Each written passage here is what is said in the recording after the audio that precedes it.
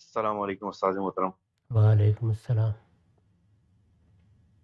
استاد محترم، عقیقت کے حوالے سے رہنمائی فرما دیں، کیا یہ دینی عمل ہے؟ کہا جاتا ہے کہ رسول اللہ صلی اللہ علیہ وسلم نے لڑکے کے لیے 2 جانور اور لڑکی کے لیے 1 جانور قربان کرنے کا فرمایا تھا، اس کی کیا شرعی حیثیت ہے؟ شکریہ۔ لڑکا پیدا ہو یا لڑکی پیدا ہو، یہ ایک خوشی کا موقع ہے۔ رسول اللہ صلی اللہ علیہ وسلم سے یہ پوچھا گیا کہ ہم اس موقع پر قربانی کرتے ہیں اور اس کو عقیقہ کہتے ہیں۔ اس پر آپ نے تبصرہ فرمایا کہ مجھے یہ عقیقہ وقیقہ تو پسند نہیں ہے، لیکن بچے کی پیدائش پر اگر تمہیں خوشی ہوئی ہے تو اللہ کے شکرانے میں قربانی کر سکتے ہو، یہ بڑی اچھی بات ہے۔ تو یہ خود حضور کی اپنی توضیح ہے۔ ظاہر ہے کہ اس توضیح کے ساتھ خود آپ کے ہاں بھی اگر کوئی اولاد پیدا ہوئی یا کسی موقع پر آپ کی بیٹی کے ہاں اولاد پیدا ہوئی تو آپ نے بھی عقیقہ کیا، یعنی اس کو آپ نے ناپسند لفظ کے لحاظ سے یا تصور کے لحاظ سے تو کیا، لیکن قربانی کے پہلو سے اس کی اجازت بھی دی۔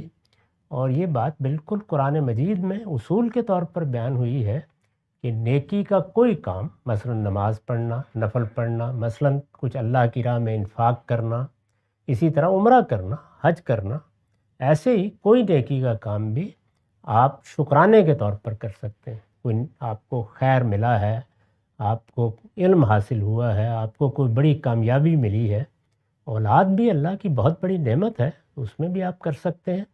اس میں ظاہر ہے کہ لوگوں کے لیے کون سی اولاد زیادہ نافع ہوتی ہے، اس کے لیے انسان اپنی مادی زندگی سے اپنے نتائج اخذ کرتا ہے۔ تو بعض معاشروں میں، بلکہ زیادہ تر معاشروں میں، بچے کی پیدائش یا لڑکے کی پیدائش لوگوں کے لیے زیادہ مسرت کا باعث بنتی ہے، چنانچہ 2 کے 4 بھی کر لیں آپ، کوئی معنی نہیں اس میں۔